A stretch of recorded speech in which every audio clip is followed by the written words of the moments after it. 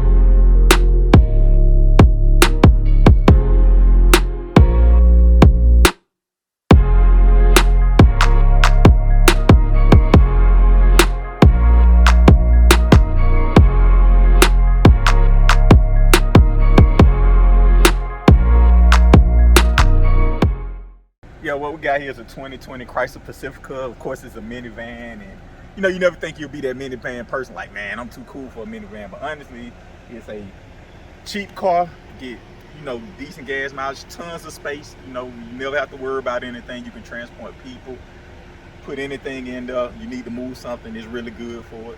Really good car, actually. General Motors car. American made, so domestic, supporting the home team, United States, whatever you think of it, that's what you think of it.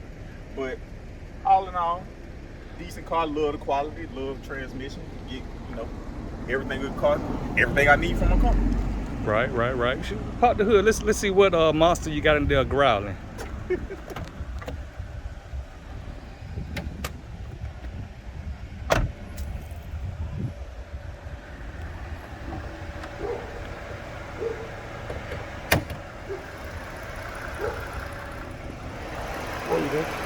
Okay, 3.6 liter. Yeah. You ever think about getting the turbo boosted or anything? Nah, more for family stuff, not necessarily for, You don't want to take it on the track, huh? Yeah, you don't want to take it on the track. Maybe next time, maybe next car, whatever. Even though we do have some cars we can take on the track. You and me personally, that's another discussion and another show. We will have that at some point, believe you me. All right, let's see what features you like in the interior. So of course, love the auto slide, love the hidden compartment. You can hide stuff as needed. Oh yeah, I would have had no clue about that. Yeah, and both sides. As we take around.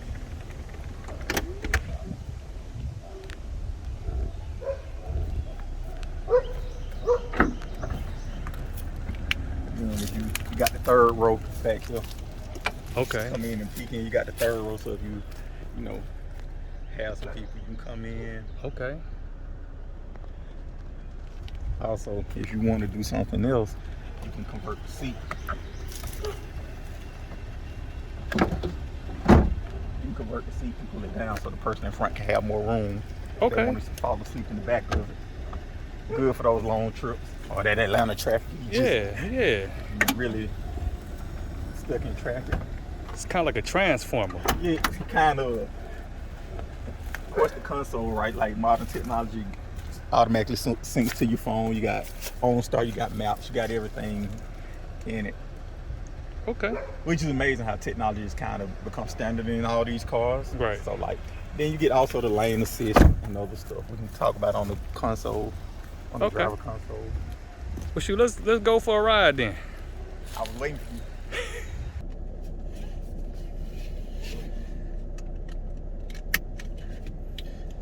All right, we could just roll, wherever. You know this neighborhood better than I do. You know it good enough, right? Yeah. It's always interesting to, ride in the spot you rolled around in, you know what I'm saying, for so much of your life. Right. So I know plenty about you, but those that watching may not. Let me give a little introduction. This is my guy Daron. He's more than my guy. Actually, I consider him a true brother. Same. We done known each other since the 6th grade. I don't even want to try to count how many years that is.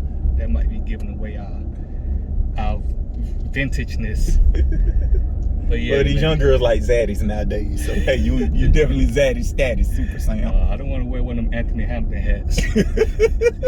Oh, I thought they were Cam Newton hats. I didn't know it was a trademark. Walking around with a washcloth in my back pocket. Always wiping my forehead. Next you graduate to a linen suit, then you know you done. Yeah, like men get menopause too. Shit. But yeah, this is my guy. We went to the same schools, came from the same area, and it's just a pleasure to have him on. You know, we riding in his Pacifica, which is a family van. And you know, it makes, you know, a lot of y'all probably questioning why this man got a family van. And I'm actually pretty proud of him and would love for him to elaborate more on, you know, why he got the family van.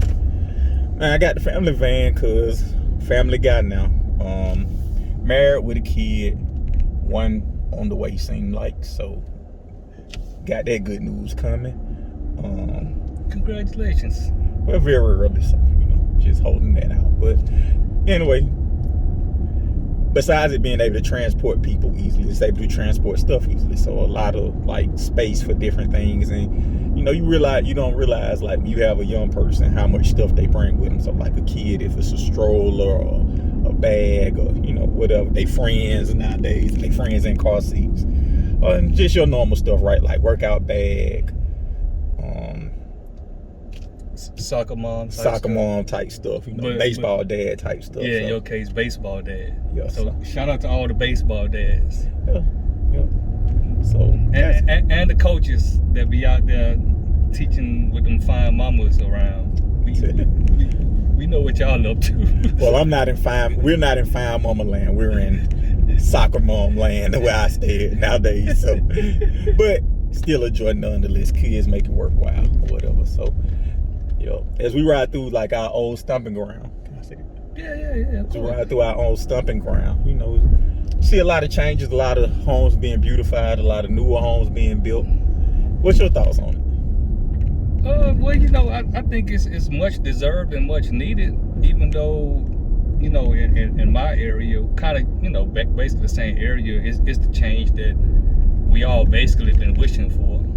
And it's happening, but I don't think it's happening quick enough. And sad to say is me and you both know what needs to happen for change to happen, right? Yeah. You know, we won't elaborate more because you know, we don't live in a society where you can actually voice your true opinions.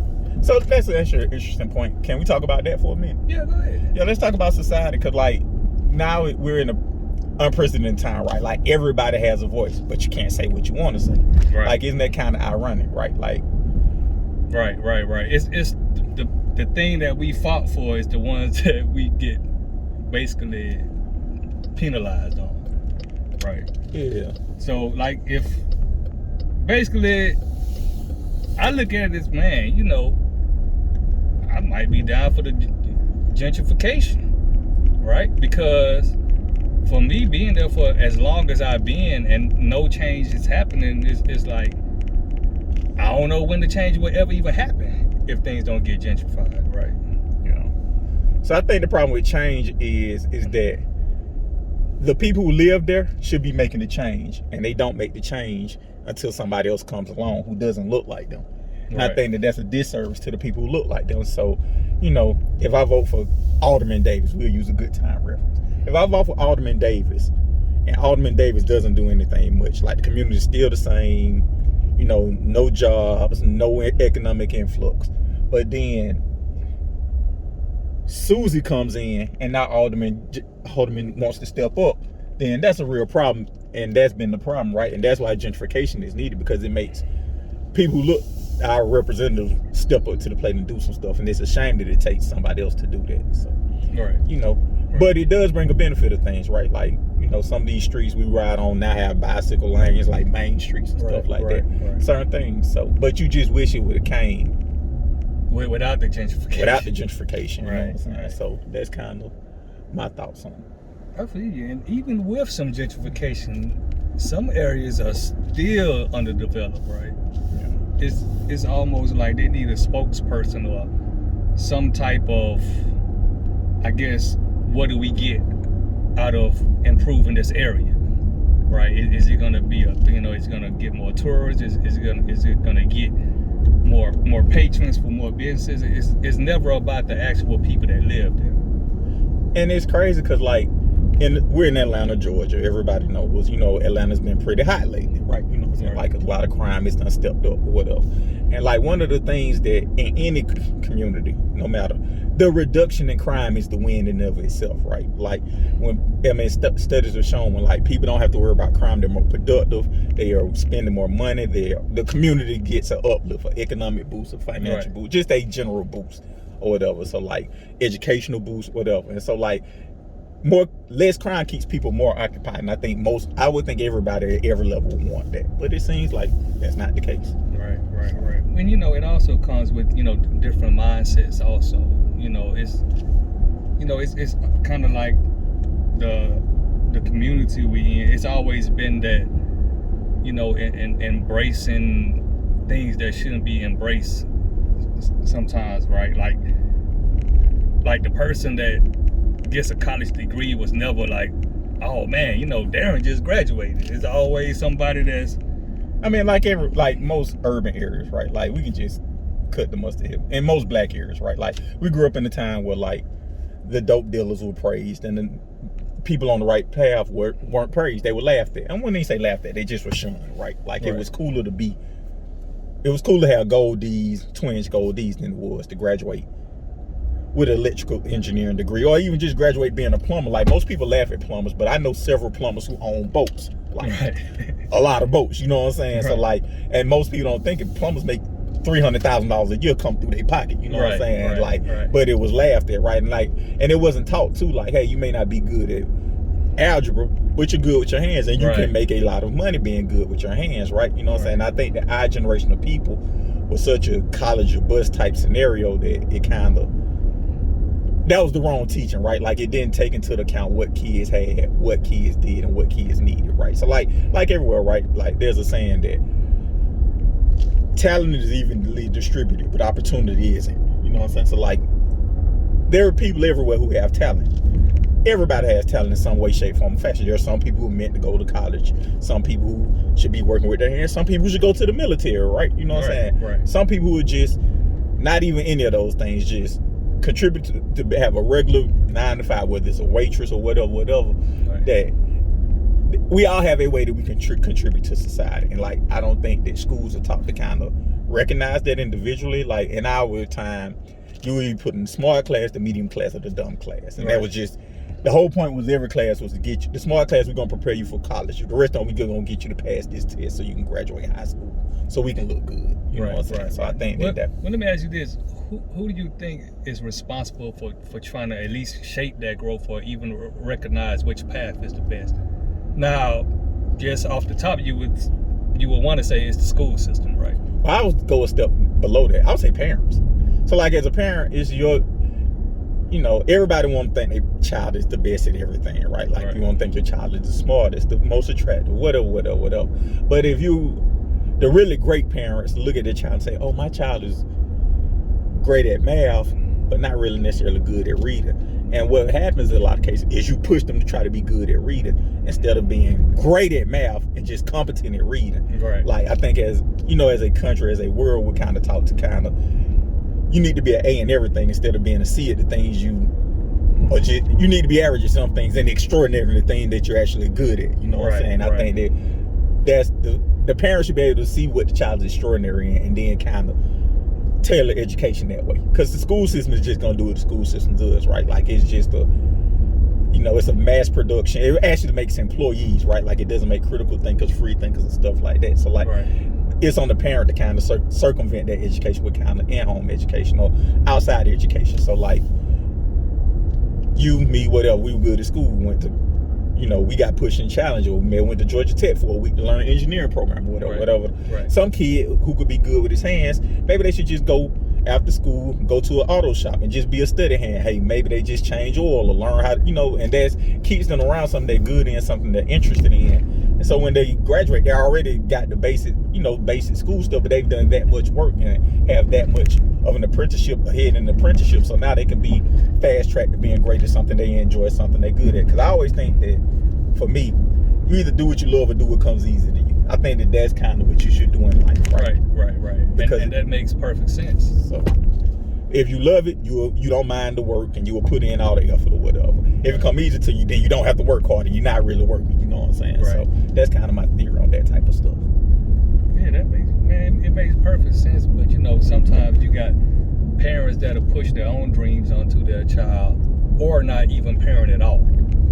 Right. Agreed. I think that we're all guilty of that. You know what I'm saying? Like, you have a little boy, the first thing you want him to think of, he's gonna be president, or a little girl, they're gonna be president of the United States. But then, you may go to sports stream. Like, hey, I like football. I want him to be good at football. I like baseball. I want her to be great at softball. Right. Or I want her to sing, or him to sing, or dance, or whatever. They may not have no desire, no interest, no aptitude for that stuff. And so, right. You gotta learn that stuff. But you asked me that question. You said you think it's the school system. You're a unique situation, if you mind me saying. Yeah. You are a minority in a minority neighborhood going to, schools that were tailored to black education. How did you see it as you were coming through? Man, I saw it as an awesome experience for me because, like you said, it's almost, you could look at it as the worst of both worlds or the best of both worlds, right? And I think we both came up in an era where we actually did have teachers that cared. We had like career teachers, right? We didn't have, not to say there's anything wrong with it, but fresh out of college, I can't find a job in my field, so I'm gonna just go teach for a check. Yeah. So we had teachers that actually cared and wanted to, you to succeed, but the environment was so tough that we also had teachers that couldn't give a damn or just chose not to because they were fed up. And from me being in the Atlanta public school system, I felt as though I learned, but I could have learned more. But it wasn't the system to blame, right? Because the system did what it could for us. It was up to us to, try to gain what was given to us, but our peers also made that difficult for the system. I can see that. Right? So, and for us to make it out of it was like a beautiful thing in itself, right? Yes. For you to get an engineering degree out of one of the top HBCUs, and for me to get one out of the top, what's the word for predominantly PWIs. PWI. I mean, everybody knows you went to one of the best schools in the world for engineering, and you got a degree. And I think that a lot of that, going back to my previous point, a lot of that success is, for me personally, I would say is I have to give credit to parenting.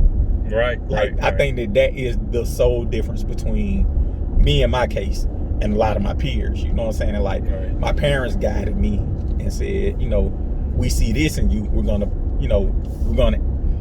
feed into you. We're gonna pour into you in this way or whatever, right? I played sports. We played sports together. We played baseball together. I played football, whatever. And like, at some point my parents were like, you're not gonna really be a pro athlete. It's good to play because you bring good skills, but you should focus on these things, and I'm gonna help you focus on these things. Learn about this, and that, and then that way you can kind of choose your own path. What interests you? What can we do to help that? And so for me, I would say personally, like 100% of it is parenting. Right. Any success I have is 100% parenting. So. Right. I'm gonna agree with you. I'm gonna say, I want to say 102 because I love my parents, but I still got to give some credit to the school system, right? Like I had some great counselors. I had, some teachers that went above and beyond. We basically all had the same teachers. Definitely. So I'm gonna give them, let's just say 120, right? The teachers get the 20%, the parents get the 100%. I can agree with that. Right? I can agree with that. It was almost like the perfect storm. I can agree with that. Right, and I wish everyone else had that same experience, but I guess it wasn't possible in some cases, right? Yeah, again, and I know this conversation keeps going back to parenting. It's hard when like your parents are you're just a burden to them in some cases, or they, you know, like Right. they may be not in the best mental space, and Right. you know, Right. Or just trying to make do with hard times. exactly, right? just trying to So, make ends meet. If I got to work 3 jobs, you might have to work one too. you might have to Or work two. 1 too. You know what I'm saying? Right. If I'm, you know what I'm saying, and like that's not a fair life, but it's life. You know what I'm Right. saying? And so Right. like, I don't have time to focus on your homework because I'm coming in, grabbing a sandwich, going to my next job. Right. You know what I'm saying? And that's not even getting enough for me to just stay ahead, right? Like, you Right. know, like I'm one flat tire away from being right back where I started from, you know what I'm saying, at the bottom again, you know what I'm saying? Right. So like, Right. and it's interesting, as much as we talk about that then, how that's come full circle, how with the economy is going, and how like a lot of people who people think have it, regardless of, you know, classification, sex, race, gender, whatever, Yeah. is in the same situation, you know what I'm saying? That's one of the things I'm learning when like living on different sides of town or going to different places in the country Right. and the world. Is like, you know, very few people really have it the way a lot of people think they have it or whatever. So Right. like, you know, everybody's one check away, one bad day away from being in a different, Right. totally different situation. And so, you know, with that being said, with situation like that, where the parents are just too busy to parent or even check on their own child, I feel as though if it's not a counselor, either a teacher or someone they place within the school system to just find out, right, what's on the child's mind, right? It could be like, you know, tell us what you like what do you want to do, right? And then let me help kind of cater to that path, or see what we could do that meets your interest, because it's nothing worse than trying to force someone to do things that they don't want to do, right? Especially a child with a developing mind. Exactly. And so like, one of the things that, you know, they got away from was vocations, which are, you live in the real world, right? Like plumbing, dry cleaning, carpentry, those things are needed in demand. Right. That demand never goes out of style, you know what I'm Right. saying? Right. And so like, if you don't get to see those things, you don't know, right? You don't know what you like, what you don't like. All you know is, hey, I don't like math, I don't like reading, or I like reading, I don't like math, or whatever. And if you like, there's nothing wrong with liking school things and not being good with your hands, because there are ways to pursue those, right? But once you give kids that opportunity, so instead of it just being reading, right, math, give kids a chance to explore, even if you can't do it during school hours, right? Like, you just after school, if you want to stay, free programs. Today, Jim from Jim's Glassworking is coming. He's going to show you how to work with glass. Or, you know, Rachel from Rachel's gardening is going to show you how to garden, show you, you know, certain things to do or whatever. You never know what you like and don't like. And so, like, I think that, like you said, that's where the education system can help. Like, if you can't do it during the time, let's do it after time. And I understand educators have lives too outside of work, but like, Right. you know, maybe it's a rotating schedule, maybe it's a third party company who come in and do it, you know. Just pour into kids or give kids an opportunity to explore. That pours into them a lot. And the flip side of it is, if they're doing that, it keeps them away from the negative experience, the negative streets, the negative part of, you know, life. Right. For all the money they spend on infrastructure and whatnot, you would think the most important thing is, you know, people's minds and well-being. But, you know, I guess that's another topic. Well, again, it ties to crime, right? Yeah. Like, the best way to cure crime is to give people something to do. Right. You know what I'm saying? So like, if they gave our young people something to do, crime would basically all but drop, right? It's gonna always have people commit crime, but if everybody had something to do, trust me, crime would go down so swiftly. Right. Yeah, so, you know, with, you know, education and, you know, the future of our society of America, I'm still a firm believer of fuck them kids. I seen a meme the other day. It was like, we were the children. Whitney was saying she believed the children of the future. Speaking of cars, we just saw a blast from a past, a 1990 Capri. Box Capri ride down the street. Didn't you have one of those? I had a Bubba Capri. Yeah, you did. You had that celebrity too, didn't you? Yeah, the celebrity was a legend. The celebrity was a legendary vehicle. 86 Chevy Celebrity. Yeah, so what's your dream car? Dream car, Lamborghini. Which one? I want to say Murcielago. Okay. Is it something you got your heart set that you're gonna obtain? At one point I did, and like, not to humble brag, I see a lot of dudes in my neighborhood now, older gentlemen, they have them, and because they have like 07s, 06s, 05s or whatever. So I was thinking like, that's pretty smart. Maybe I need to go get me an older one too, and just ride that, treat it good for a minute, and just Right. So I might do that. But like, yeah, I got a couple more things I want to accomplish first, but that is something I'm definitely more interested in. Right. So okay. So when you get like, I guess to a point where you get to have a break, or let's just say, all right, it's Daron time. Let me treat myself. What is that treat gonna be?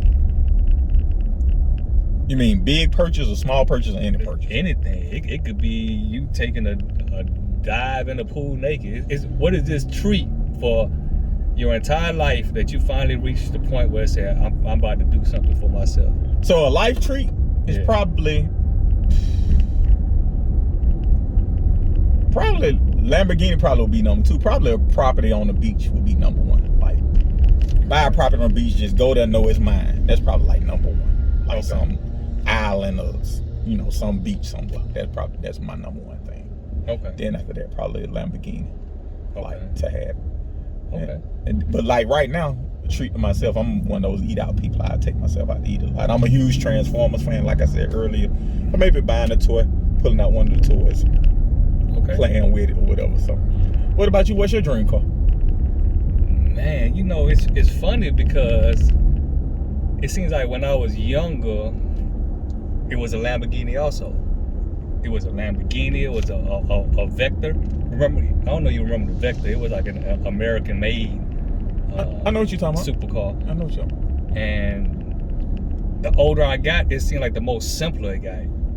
At one point, my dream car was a Honda Civic, like a Honda Accord, right? Because I never had great cars. I only had cars that got me from point A to B. Well, hold on, that's a little cap, as the young people say. You had that lack. I know you had to put a shit ton of work into it. That was the only good car I ever had. That lack was amazing, though. You gotta get a lack some love, man. I love the lack, and that will be restored. I was gonna say you gotta get a lack some love, Sam. But that was the only great car I had, right? Fair enough. So as the lack died, resurrected, and died again, then I started thinking about like more, I guess, regular type cars that I could, hopefully get. And man, I never did get them cars as simple as it was. Like even a Honda Civic, I would actually look them up, print pictures and everything, and still never was able to get them. But I did work hard and got the vehicle that I wanted, which will probably be in another episode.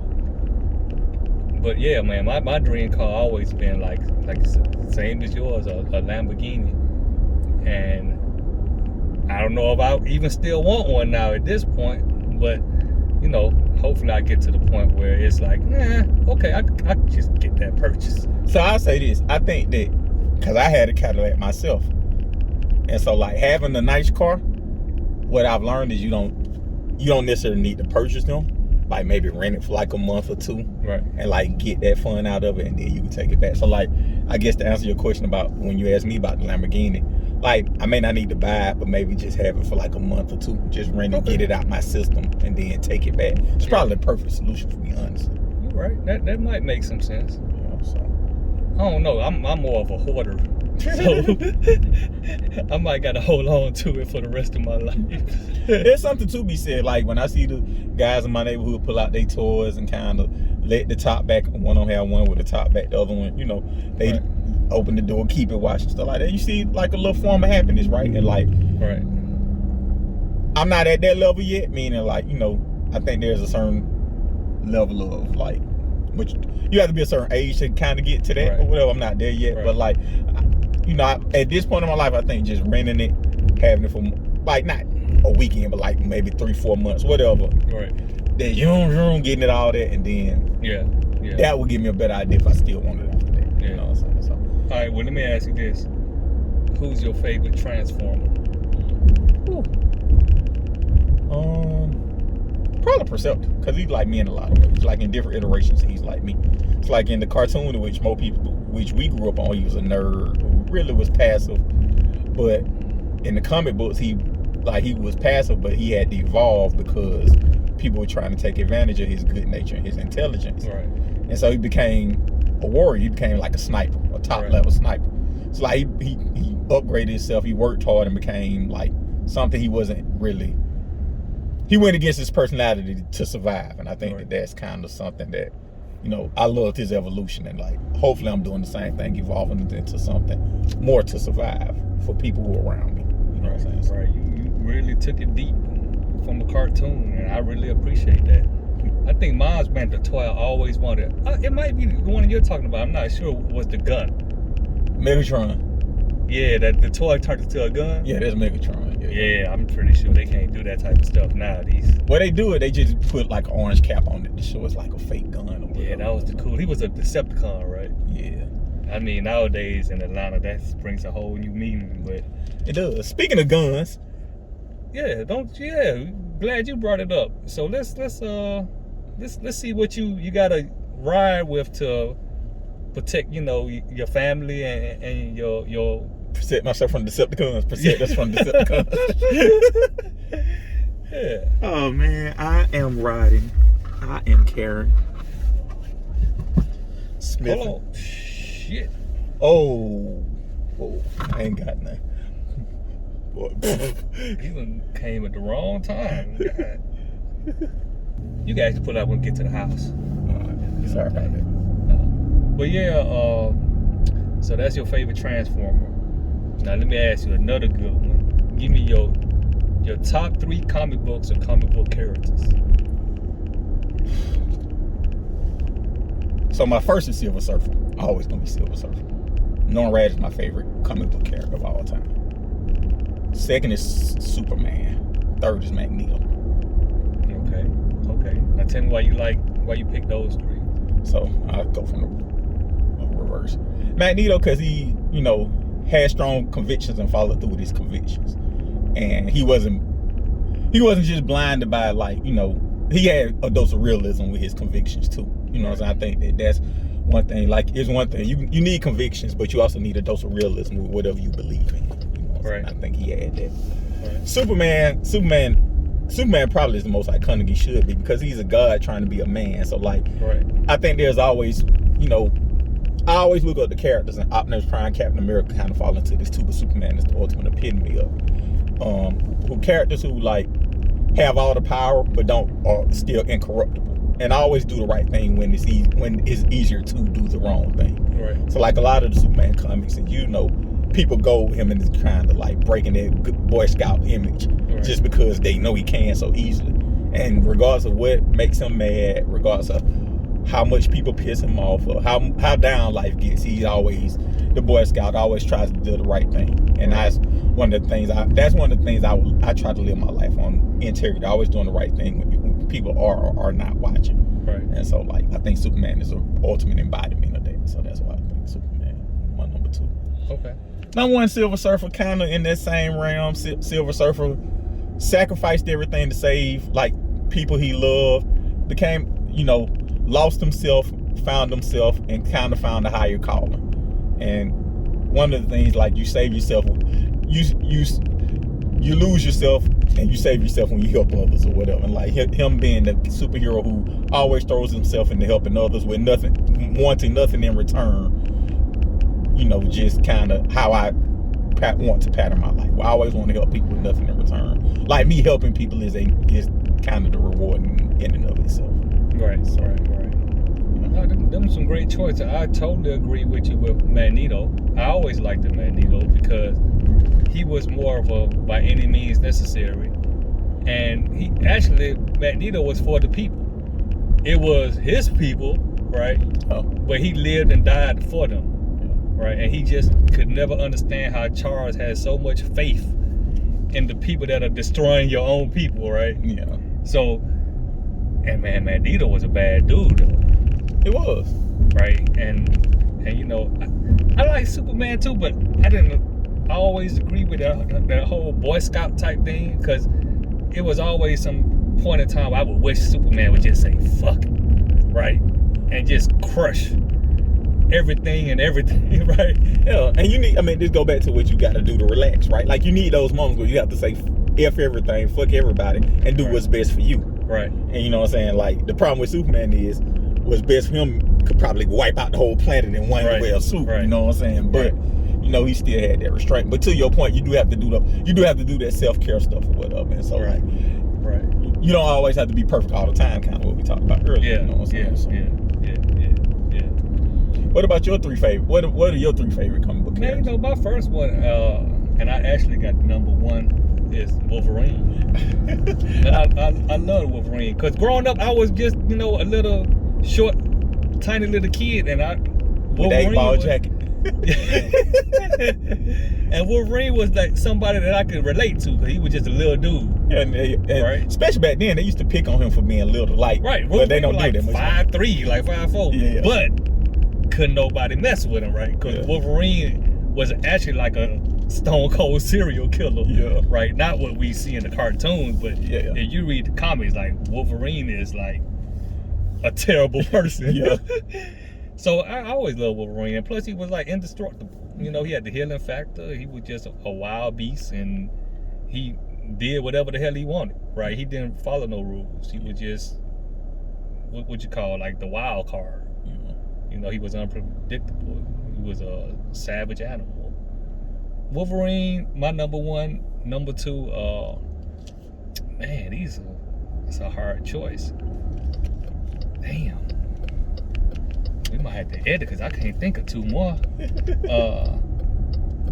Shit. I like Thanos. Well, no, I can't say that. I only like Thanos through the movie because I would have snapped my fingers too.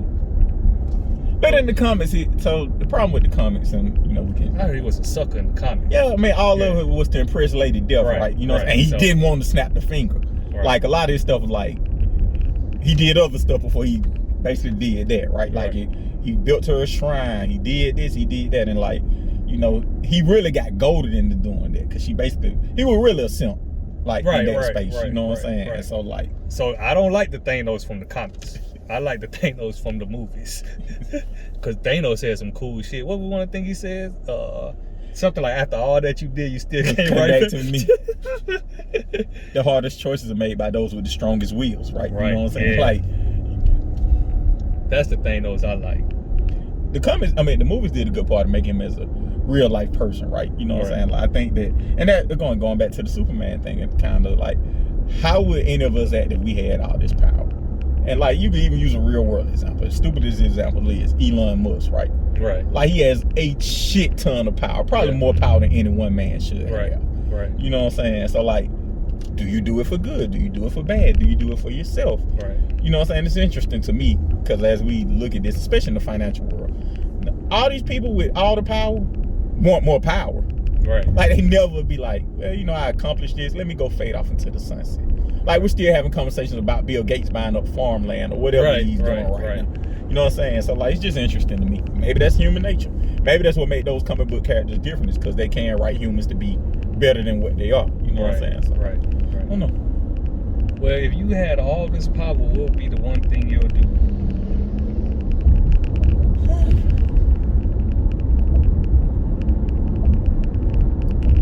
You asking me? I got one.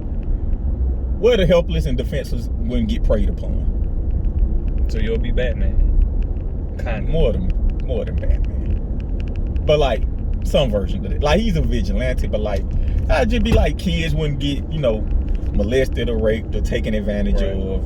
You know, dumb people wouldn't get taken advantage of. People who are not as intelligent in one space wouldn't get taken advantage of. Whether it's big or small, right? Like, it would basically be some form of square business, and everybody treating others the way you want to be treated, right? You know what I'm saying? That would be kind of, if I had all the power in the world, that's what I would do. So, what about you? Man, I don't know. I think if I had all the power in the world, fuck it, I might just become Genghis Khan 2.0. I'll just try to conquer everything, right? But knowing you could conquer everything, would it be a challenge? Like, would you want a challenge, or would you just, like, would you want people to be subservient to your every whim, or would you want, like, I think, like, there's a whole bunch of interesting questions to ask outside of that. Like, would you want people to just sit there and like basically be like extensions of you, right? So like Apocalypse, right? Or who would want Dark Side, the Thanos counterpart, right? He just want everybody to be some form of subservient or extensions of him. Right. Would you want that? Would you want? I'm just talking. I don't even want to conquer nothing. Man, with all the power in the world, I'll probably just... Honestly, I wouldn't even want it. Right? Because the responsibility and I guess the what if is probably going to end up being something, it's going to be too impulsive. No, like if somebody piss you off and go back to Superman. Right. Somebody cut Clark Kent off in traffic, he could literally go rip their car and pluck their head like a grape, right? And that's exactly what I'll do, right? If I was Superman, because that's how life lessons are learned, right? Yeah. So, but then, like, you know, again, this not to make this a Superman suck-off fest, but that kind of what make him great, because I think we all have those moments, right? Yeah. Like, it could just be something simple. You ask for a hamburger with no lettuce. They give you lettuce. Now you ready to slap God's fire out of them. And if you're Superman, you could slap them across the world, catch them and bring them back and say, next time I said no lettuce. You know what I'm saying? So like, yeah, that means that would be me, because you got to get your customer service bill. Exactly. So like, what's the limits on God? You know what I'm saying? Like, and that's a question like for, you know, the comic books and for real world. Like, are there limits on God? Should God have limits? I was having this conversation with a friend of mine. Should God intervene? Or should God let people, when God see a young person getting taken advantage of, we'll just use that because that's very dramatic. Right. Should God intervene? Or should God not intervene? Well, that goes back to, I guess, another question of, is there even a God? At some of the terrible things that we see, you know, people do and get away with. And if there is a God, hell yeah, he should intervene, right? Because some things are just too unbearable, too unthinkable. Some things you could just, all right, we're going to let that slide. But, man, it seems like if there is one, he up there looking like, I ain't got nothing to do with it. But like, it's arbitrary, right? So, like, so the easiest path is to say there's not one and stuff just randomly happen, right? Let's talk about the kind of more interesting path. Because if it is a God and he or she, whatever, and the being known as God is up there with all power, and they make some changes to some change, depending on what religious text you believe in, sit back and watch on others, then arbitrarily what makes something important and not important to them, right? To me, we're just entertainment. Okay. We're just streaming. Right? Everything's a channel, and depending on what he feels like, he flips. Right? Mm-hmm. Look at this 6-year-old girl getting raped. I don't want to see that today. Right? I might look at it another day. You know, that's how I feel, and it's up to the people that's here. Right? You know what I'm saying? Like, if you know this dude across the street looks at little kids funny, right? So it's if you're not going to call the police, or at least, you know, get some type of notice or notification, or, you know, some type of awareness on them, it might be up to you to step up, right? That's what we fail to do as a society now, is to step up for fear of, you know, I don't want nothing to happen to me, or, you know, I think that's really, especially in this day and time. Yeah, you have too much to lose yourself, but as a human being, regardless of what I have to lose, I can't let a 5-year-old lose their virginity either, right? Just me being a person. And I believe in that, but I also believe that the challenges for that person, we'll say Randy likes looking at little kids. Randy chose Randy. Randy needs to get help. You all right? And realize that, like, hey, I need help. Right. This is wrong. Somebody come help me, or, you know, check yourself in. I think that's also the thing of God too, right? The charges to Randy, like, hey, anybody, right? Temptation, you know, a sick temptation like that, or a simple temptation like, hey, I done gained 30 pounds. I need to lose 30 pounds. Right. I need to put down the cream pie today. Right. It's kind of like with the priestess that, you know, touch boy. Yeah. But at what point do you realize, or you like not say it's an excuse, but if you give them that you know what I'm saying, that avenue, like, okay, he needs help. You know, it has to be a point where, shit, what we can't help you. You're just a fucked up person. And I think that's a big discussion about humanity and do you give up on people? And when do you give up on people? Hell yeah, you got to give up on people. And what do you, so like, we just saw the tragedy that happened in Buffalo, right? Right. We can say any of these. The one with Robert Long here in Atlanta with the Asian Americans, Sandy Hook with the kids. Right. You know what I'm saying? Any of these tragedies, right? Right. Like, they've given up on them. They're going to jail for the rest of their life if they don't die. Right. If they don't get killed, right? So that's a thing of, they committed action and they should. What if you haven't committed action yet? You just, you have those urges, but you haven't acted on those urges yet. Do you give up on the person then? Or what do you do? Me personally? Man. I would, because the risk is too high, right? I don't want to be that guy, like, man, I believe in you and I know you're going to change, and he goes out there and do exactly what we all try to avoid. I mean, so it's kind of like a balance for me, right? And the person might never even do it, right? But if I see as though it's a bigger possibility of them doing it, then I can't live with myself, right? Because it's kind of like we all know, just like you got kids, right?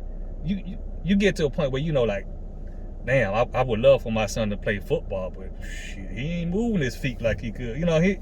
He might. My son's sorry in football, right? So you, as a parent, you got to realize that. So as a therapist or whoever, you got to realize that, man, I'm trying, but I don't think this shit working.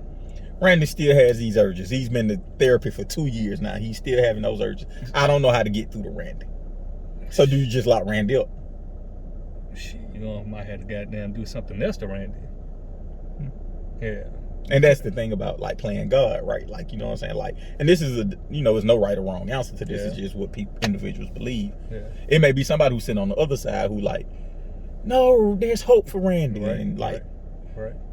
But it's always going to be like that until it hits home. It is. Right. So you're always going to be that guy. I believe he could change. Randy's, he's improving.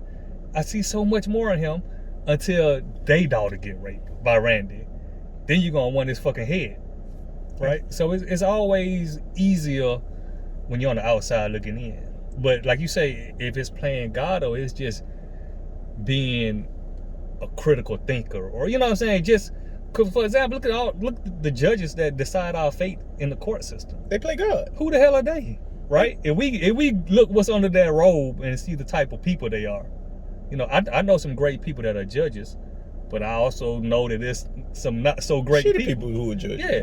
Right. So just because your education and whatnot puts you in that position, it doesn't make you basically God. And that's, again, this go back to humanity, right? So like, you just said a judge who may be like, Randy's too close to this, I'm gonna throw him in jail. Right. Randy doesn't look like me, I'm gonna throw him in jail. Or Randy believes in something I don't believe in, I'm gonna throw Randy in jail. And it could be Randy is innocent, or it could be Randy probably just needs a fine instead of, like, not Randy, but you know what I'm saying, like, right. You know what I'm saying? And so like, I think that's the problem in our judicial society. But I think that these are kind of questions about humans and humanity that the reason humanity's still going, that we'll never know. Like, as long as humanity lives, I don't think these questions will be answered. Right. I don't think there's a definitive answer for those questions. Right. And what you said, like, in some societies, Randy will get help. Randy will get a chance, but in other societies, Randy won't get nothing at all but a death sentence. Right. And so those societies keep people in line, right? So we talk about mass shootings. I told somebody this, my personal opinion. You can edit this out if you want to. If they take one of these mass shooters, castrate them on live TV and burn them alive, there won't be too many more mass shootings. Man, just get, like, let the cartel do what they do to them, right? Yeah. So, I mean, look at the cartel. They strike fear in the heart of anyone that crosses them, because they show you what happens to you if you cross them. And you're right. What that goes back to capital punishment. Even capital punishment has been downgraded to like a lethal injection, right? Yeah. So they basically go to sleep. Yeah. So, and even in the old ways, right? Like, there was something said when they took you to the town square and they stoned a person to death. Yeah. You know what I'm saying? The next time this is going to happen to you. Right. So anyone that sees it, you get like, ooh, And you had that in the back of your mind. Right. Whereas with this, in today's world, now these people are off, but like, when they just go, you forget about them. Like, you don't realize they're in jail for the rest of their life and don't know what that means. Don't see no punishment, no pain, whatever, right? You know what I'm saying? Right. And so, I honestly think the punishment should fit the crime. Right. I think that's the easiest route, right? Only after you've been convicted of it, right? We can't just be angry mob and go out there. At least, because then we could always be a boy cry wolf or whatever. Exactly. You don't want this to happen to the wrong person. Right, and that'd be the worst thing ever. But yeah, I'm all for, like, I guess I'm an eye for an eye type of person, right?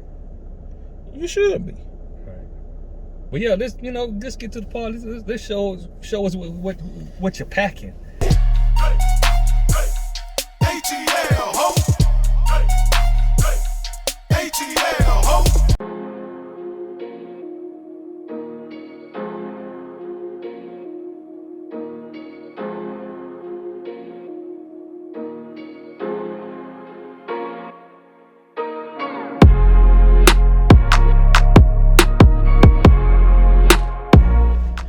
Anyway, man, Smith & Wesson 9mm. So, can I show it to the camera? Yeah. Muzzle discipline first and foremost. Don't point it to nothing you don't want to shoot. Yeah. Lesson for everybody. 9. I think it's a classic gun. Not too threatening. A lot of times small enough where you can hide it concealed with no real problem. Right.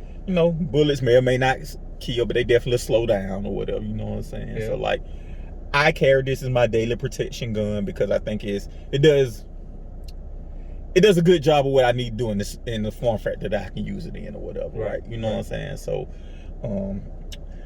I like semi-automatics. I think that they're much better than revolvers simply for capacity's sake. You know what I'm saying? You don't have to get there counting like, oh, I'm 6 and that's done, or 5 or whatever. Yeah. You know what I'm saying? So, this is what I like to carry. Good personal defense weapon. Now, I would say if you're a woman, you may want to go with a revolver because these can, get caught in your pocketbook and you don't know what happened or whatever. Right. So, but for me, good everyday weapon, good gun.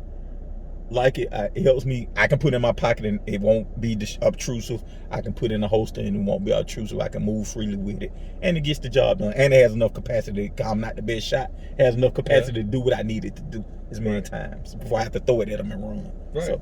Well, yeah, I definitely agree, and I think it's an excellent choice. And like you said, it's a nice enough caliber, but where it has stopping power, right? Yeah. The person might not. I think they'll die, but if they don't die, it's not like they're gonna keep coming. They're not keep running at you, right? Like they're gonna be, oh my god. You know what I'm saying? So you'll basically get your point across. Exactly. So with that, and that's a shield, MP shield, which is I think it's an awesome gun. The shield is an awesome gun. Like Smith & Wesson kind of stepped it up with this model or whatever. So, right. This category of gun, excuse me. Yeah, so that's cool, man. Well, I appreciate you hanging with me, talking with me. Give them, a little info on, you got your podcast and your YouTube. Oh yeah, so podcast is digitaldaron.com, digitaldaron.com. We talk sports, life, culture. If you're easily offended, it's not the place for you. We insult and, we talk about and insult everybody equally on that show. So that's one thing. My YouTube channel is much more toy based. So if you're into Transformers and the comic book stuff like that, it's DARE2727. So we do that, talk about that. Also, I want to plug my wife's podcast too. Is Reason to Smile, and it's just about women life, being a mom, wife, all that other stuff. So for you ladies who are watching this, you may enjoy that. Hey, I appreciate you, and this is another episode of Two Dope Boys and Chrysler Pacifica. That's right. Peace. 2 in the pink, 1 in the stink. Two dope boys and Chrysler Pacifica.